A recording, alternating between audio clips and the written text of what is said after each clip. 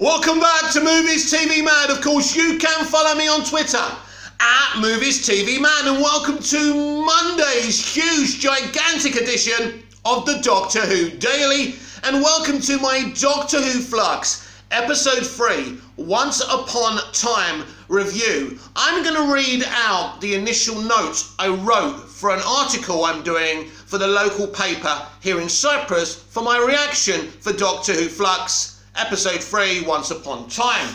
These were my initial notes. Once Upon Time, the concept Chris Chibnall tries to grapple with in this episode is a great one, but it's far too big for him to handle, and he crashes and burns. Lots of schoolboy errors here. It's pretty clear, if you think about it, that this should have been an episode starring Jo Martin as the Doctor, while making it clear 13 could see everything that was going on. It wouldn't surprise me if, in a timey-wimey way, if Bel and Vinder are the Doctor's parents. It also seems, with the revelation that the Flux was placed in the universe purposely because of the Doctor, that the Ravagers are not the main villains. It also looks like Chibnall is looking to reboot the universe or put the Doctor in another one. But I'll give you a bigger hot take. It's about Dr. Jo Martin, that in fact Jodie's Doctor doesn't exist, and it's been Jo Martin all this time. I'm you, we're the same.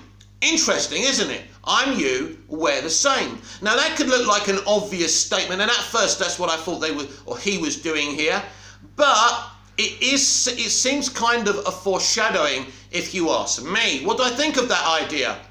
I think it's a pretty neat idea, but I think people are going to be pissed off if Jodie Whittaker has not been the Doctor all this time and has been something else. She could be part of the mind wipe of what the Division did to her, seeing herself as something else. But how can this be possible when we saw Capaldi regenerate into her? I have no idea. He's going to have to explain it, and it's going to be problematic to Jodie fans. Ultimately, Once Upon Time is a filler disguised as a groundbreaking episode that gives you a couple of things to work out. It's pretty clear Chris is obsessed with multiple companions, but he can never handle it. And I think that's the thing, because I think the whole idea of the Doctor putting her companions in their own timelines is an interesting idea. But as usual, it's done in the usual Chibnall lazy way. He can't be bothered with companions, but he knows he has to have them there. So what he does is he has loads, but he never gives them enough time to grow. For example, we go to Vinder's past. We see that he's got a tragic past. We see that he's some kind of soldier following orders, and he wants to report his superior. And it's all very, very interesting, but it's also rushed. There's no nuance in it. I remember the introduction of Rory, a slow introduction. We weren't fed everything about him straight away. Mickey Smith in the episode Rose, he's a bit of a joke in a bit of a jerk, should I say, in the first episode, a bit like the bloke playing him. Coincidence, right? But anyway, slowly but surely we get to know Mickey, and he's a great guy. And that's the thing. Even Captain Jack, you don't find out so much about him, but it's his personality that grows on the audience. With Vinder, he has very, very little personality, although his reaction to the TARDIS was great. Interesting that he already knows what the TARDIS is. So what about this opening sequence with Bel? Well, it kind of hints towards Bel being this really important character. Ultimately, the reveal is underwhelming because this character who's killed all these Cybermen, and is pretty badass, right, just ends up being Vinder's girlfriend. Now, she's a character in her own right, very strong, very independent, you know, a great character, well played by the actor playing her. But the point is, again, it seems a bit weird. So this is why I think maybe, as I said in my notes, in some kind of timey-wimey way, maybe Vinder and Bel are actually the Doctor's parents, because she's pregnant. That's revealed at the end, that she's actually pregnant.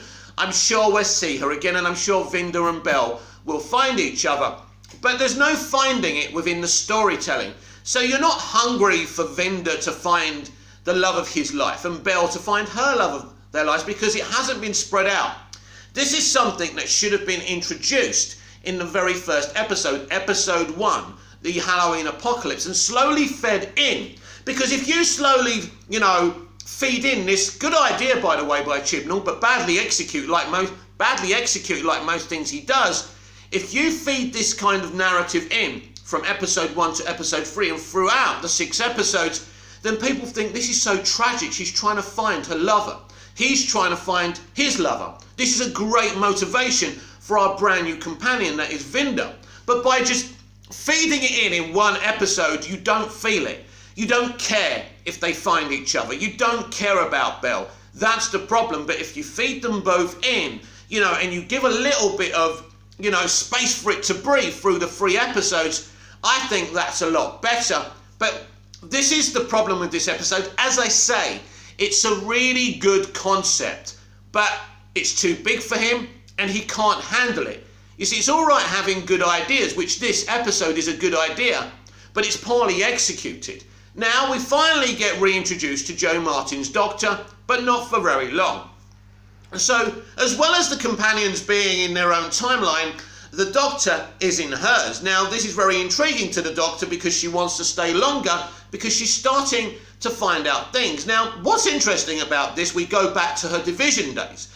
But what happens all the time, like the other characters' timelines, they see people that they know. So the characters that they know in their lives are not those people. They're kind of... So when we see Yaz's timeline, she sees Dan, she sees Vinda. When Vinda's in his timeline, there's a lot of Yaz kind of playing other characters, which can come across really haunting. And as I said in my notes, he did it the wrong way. The idea of having the Doctor in her own timeline to kind of try and feed in some hints and teases for this Timeless Child arc is a good idea, but you've got to do it a different way. And this would have been a perfect way to give Jo Martin an entire episode. Instead of having Jodie as Jo Martin's Doctor with the division, with Dan basically being Carnavista. And by the way, Carnavista isn't actually Dan, but it was the reveal of who he was, because we're at the division days. But this is actually a big reveal, and I don't know if you get this, but literally the Doctor was working with Carnavista. He was Dan, but he's not really Dan, but that's who he is. So it would have made more sense to start this episode in a way where Jodie's 13th Doctor can see events unfolding from her division days, aka Jo Martin's Doctor, but have Jo Martin lead this episode so the Doctor can see what's going on, our Doctor, Jodie, but we actually see Jo Martin, and it's all revealed what she did as the Doctor, right? He doesn't have to, Chibnall doesn't have to reveal any more than he did in this episode, but Jo Martin's leading the episode. So instead of seeing Jodie as the Doctor working for the division, we see the Doctor who was actually working for the division, and that was Jo Martin's Doctor.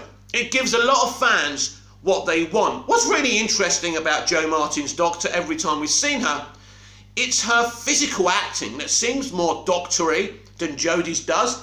And that can't be down to Jodie, that can only be down to Chibnall's writing and the director's instructions to Jodie.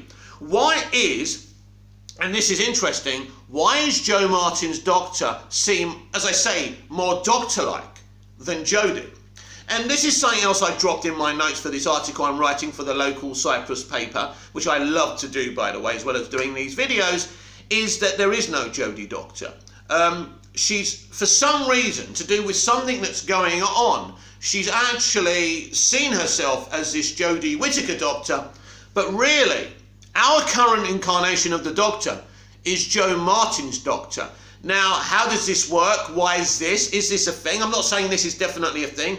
It's one of my many, many theories. Now, the thing is with that, because, as I said, she's looking at her reflection, she can see Jo's Doctor, and Jo's saying to her, you are me, I am you, we are the same. I'm not saying that's exactly what was said, my memory's shit, as you know, if you follow me, consistently, but it's kind of along those lines that the dialogue reads out.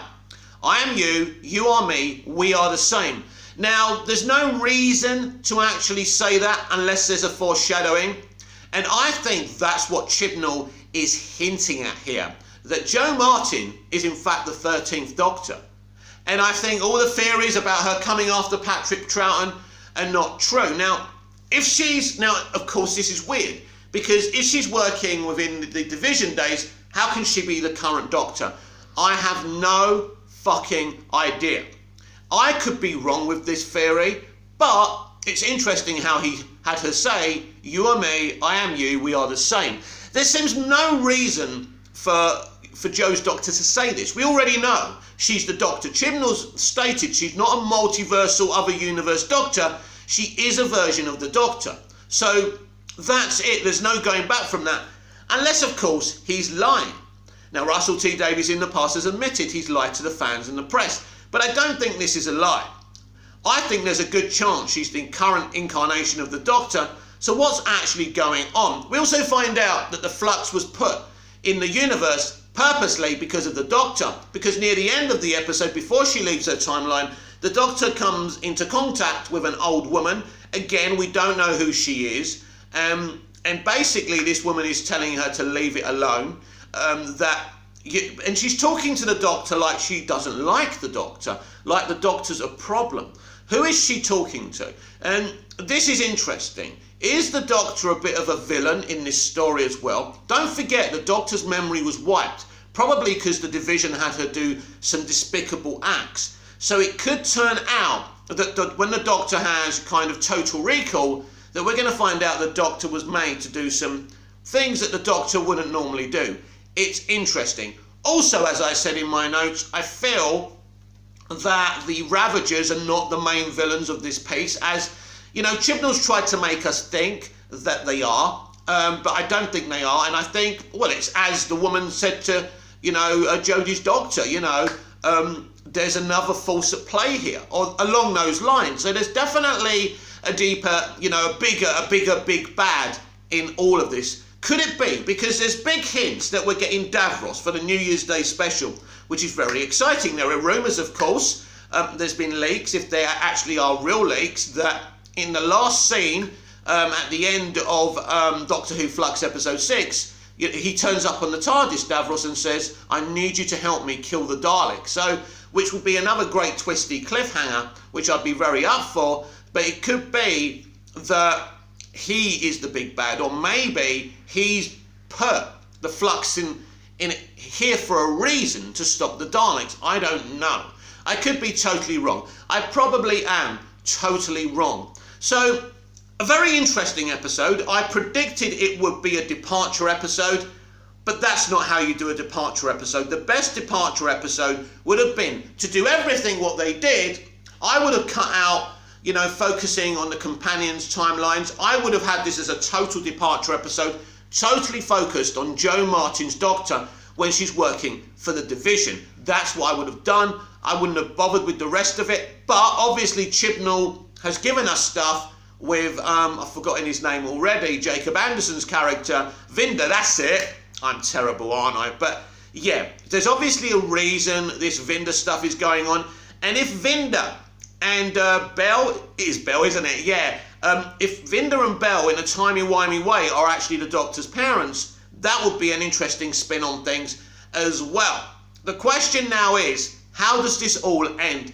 In a lot of ways, none of this really matters, because Davies is going to red pill everything. I mean, not in a blatant way, because he's not going to disrespect him blatantly. But does any of this really matter? And if Jo Martin is actually the Doctor we've been seeing, but the Doctor sees herself as Jo Martin's, as the Doctor is seeing herself as Jodie Whittaker, but really she's Jo Martin's Doctor. Could it be that Jo Martin, in fact, is the next Doctor, and there is a somewhat regeneration when the Doctor has total recall, and then she sees herself as Jo Martin's Doctor next year, and then Jo Martin is the next Doctor? I mean, I'm all right with that, because Jo Martin is a pretty good Doctor. It'll be interesting. It'll be a great spin on things if that's the case. I certainly have no kind of problem with Jo Martin being the Doctor, because she's a fucking badass Doctor. There's no question about it. And she's more doctory than Jodie Whittaker. That's not Jodie's fault. It's just the way she's been asked to play it. Could it be with all the criticisms I've had and you've had and many of you had, that Jodie Whittaker has never really felt like the Doctor. Maybe Chibnall did this on purpose because she's actually not the Doctor.